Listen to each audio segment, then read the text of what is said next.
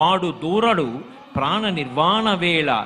ఎవడైతే ఆ పద్యంలో చెప్పింది దక్షారామ క్షేత్రం గురించి, కానీ ఎక్కడైనా ఏ శివాలయంలోనైనా జ్వాలాతోరణం జరుగుతుండగా దాని కింద నుంచి ఎవడు శంకరుడి యొక్క పల్లకీతో వెళ్ళి వచ్చాడో వాడు చూడడు ప్రాణ నిర్వాణ వేళ ఘోర యమపట్టణ ద్వార తోరణంబు. యమధర్మరాజు గారి యొక్క నగరం అగ్నితోరణంతో ఉంటుందిట.